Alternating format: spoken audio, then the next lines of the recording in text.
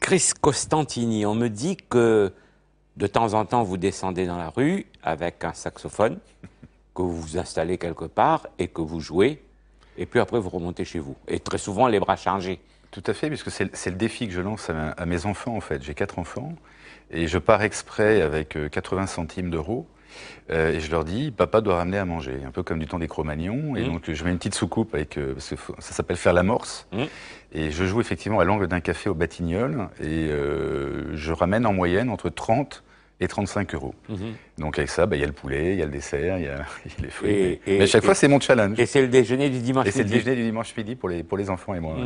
Aujourd'hui, vous êtes quoi? Écrivain, chef d'entreprise, musicien? Je suis plutôt chef d'entreprise, parce qu'il faut bien vivre. Et puis en fait, ça me passionne, parce que c'est une société absolument formidable. Mais il arrive un moment donné dans votre vie où vous avez besoin d'autre chose. Et l'écriture est venue à moi, mais vraiment par hasard. J'avais eu des notes dramatiques à l'école. Et quant à la musique, écoutez, c'est un atavisme un peu familial. Mais je me suis mis assez tard au saxophone. Donc je fais un peu les trois, si vous voulez, avec bien sûr la priorité qui est d'être quand même un entrepreneur. À pas compter, c'est votre deuxième roman? C'est mon deuxième roman, parce que j'ai eu un grand coup de chance sur le premier. J'avais jamais, donc, comme je vous l'ai dit, écrit. Vous avez décroché un prix tout de suite? J'ai décroché un prix tout de suite, voilà. D'une voix, hein. Faut rester modeste. Jean-Christophe Granger était le président du jury, sa voix comptait double. Donc à partir de là, les choses se sont mises à s'enclencher. J'ai serré la main du maire de Beaune. C'était déjà un polar? C'était déjà un polar. Et vous, votre style, c'est le polar? Mon style, c'est le polar, mais qui dérive de plus en plus vers le roman d'aventure. Je viens de finir mon troisième roman sur une histoire qui m'a passionné, qui est justement de rechercher ce que sont devenus les nazis à la déroute. Tout le monde pense qu'ils sont partis en Argentine, au Paraguay, etc. Et je me suis surtout intéressé à ceux qui avaient réussi à foutre le camp en Égypte, en Irak, en Syrie et donc au Yémen. Protégé entre guillemets par le grand moufti de Jérusalem. Et cette histoire m'a absolument fasciné de voir que la plupart des armées, des services secrets de ces pays émergents étaient entre les mains d'anciens nazis, de manière tout à fait reconnue. Ça m'a fasciné aussi de savoir qu'il y avait d'anciens nazis qui étaient protégés par la CIA et qui étaient en Allemagne. Et ce qui m'a surtout fasciné, et Dieu sait si je suis très très neutre sur cette histoire-là, c'est la spoliation des Juifs en fait. Le concept même qu'on puisse voler à un peuple, dans les conditions bien évidemment qu'on connaît, et ensuite que cet argent ait servi à être réinjecté dans l'économie pour arrêter le communisme, et qu'on ait réparé ça qu'on ait réparé 50 ans après, moi qui suis né en 1960, ça m'a un peu bouleversé. Mais ça aurait été ça comme pour une autre cause. Il se trouve que celle-ci était venue comme ça. Et ce troisième livre, c'est un roman, c'est une fiction, c'est un essai? Alors, vous savez, à chaque fois que j'écris, je m'inspire de faits réels. Par exemple, dans le roman que vous tenez entre les mains, ce qui m'a fasciné, moi, c'est la drogue. Là c'est en Irak. Là, c'est en Irak, New York, Irak, Copenhague. Je pense qu'on y reviendra, mais c'est la drogue qui m'a fasciné. Dans le troisième, c'est un peu plus romancé parce que une grande partie de l'action se déroule en Afrique. Et l'Afrique, c'est là où je suis né. C'est là où j'ai passé les plus belles années de ma vie. C'est là où je suis mort une première fois en quittant ce pays. Et donc ça devenait tout de suite un peu plus lyrique. Dès que j'évoquais le Mali, la Tanzanie, le Yémen, tous ces pays formidables que j'ai eu la chance de connaître étant enfant. Je suis même né au Gabon, donc... Voilà, il y a du sang noir qui coule dans mes veines. Alors, on va donc retrouver Thelonious, c'est comme ça? Oui. Hein, Avogadro. Oui. Voilà, c'est un flic. C'est un flic. New-Yorkais. Tout à fait. Qui est à 2 doigts de quitter la police. Tout à fait. Et ben, il ne va pas quitter tout de suite la police. Non. Ouais. Pourquoi? Il ne va pas quitter la police parce que tout d'un coup, il va tomber sur une enquête un petit peu glauque. On va retrouver justement un homme noir assassiné dans une boîte gay. Et là, l'enquête va s'enclencher à la fois à Copenhague. Ça m'intéressait de parler du Danemark, parce qu'on est tellement envahi par les polars écrits par les Nordiques que je voulais refaire un tout petit pied de nez. D'ailleurs, j'ai envoyé ce polar à la reine du Danemark, qui est mariée avec un Français, prince de Montpezat, qui m'a envoyé d'ailleurs un mot pour me féliciter.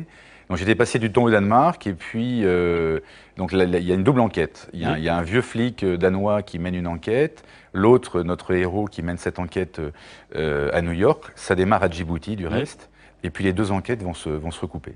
Et on va aller... Mais toujours à base de faits réels. On va aller en Irak. On va aller en Irak. Non, on va pas tout à fait aller en Irak. On va surtout... Oui, autant pour moi. Oui. Vous avez raison, autant pour moi. J'ai déjà oublié le deuxième et le premier. On va aller en Irak, effectivement. On va aller à Djibouti. Et mon héros voyage beaucoup. Parce que je trouve que le voyage, c'est vraiment le sens même du roman et du polar. Là, vous touchez du doigt une réalité, c'est le trafic des prothèses.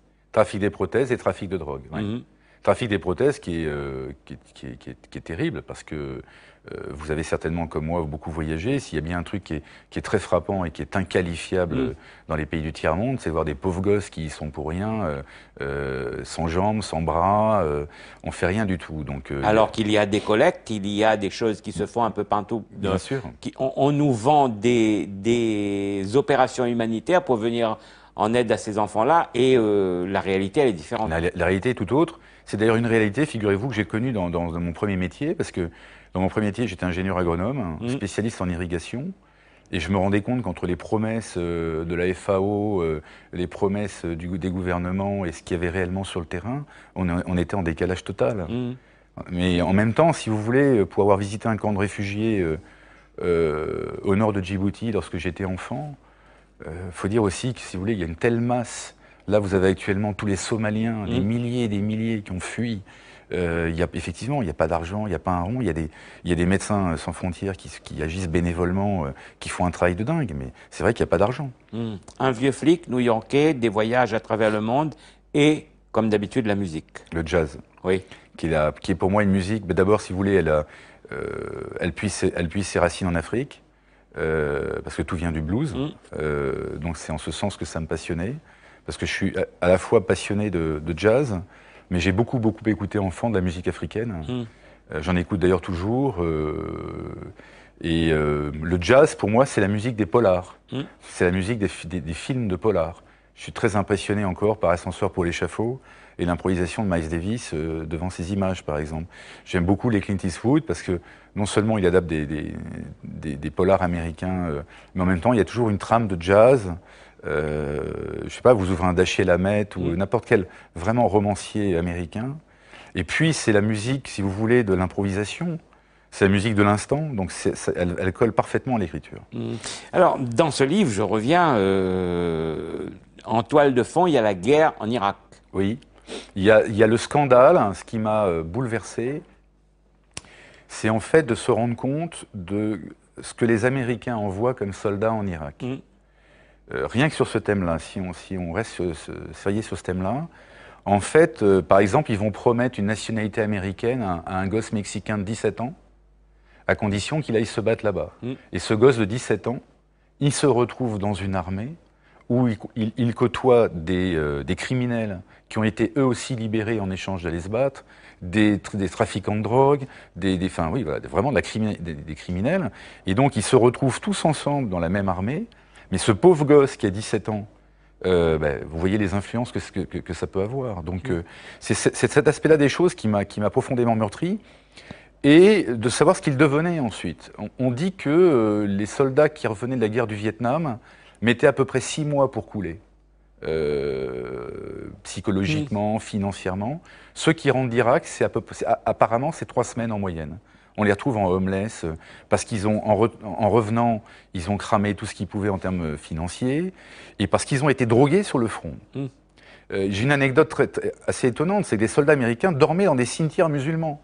Ils ne dormaient pas dans leur cantonnement. Ils avaient tellement peur des bombes qu'ils allaient dormir dans des cimetières pour pouvoir passer des nuits à peu près tranquilles. Ce qui fait qu'on commence par leur donner des médicaments, des calmants, puis après ça devient des amphètes, puis après ça devient de la drogue. Et d'ailleurs, quand vous regardez l'histoire des conflits armés, le triangle d'or est devenu ce qu'il est après une guerre d'Indochine et une guerre du Vietnam. Et actuellement en Irak, l'Irak-Bagdad devient la plaque tournante d'une grande partie du trafic de drogue à destination du Koweït, à destination de l'Arabie Saoudite. C'est incroyable. Partout où les Américains sont passés, le trafic de drogue s'est organisé. presque envie de dire partout, ils ont créé le bordel. Mais ça ne se dit pas à la télévision. Ça se dit pas à la télévision, on le dira pas. Non, mais c'est pas une démarche anti-américaine. Mon flic est un Américain convaincu. Je dois beaucoup aux Américains. Je leur dois plein de choses. On leur doit quand même une certaine forme de liberté.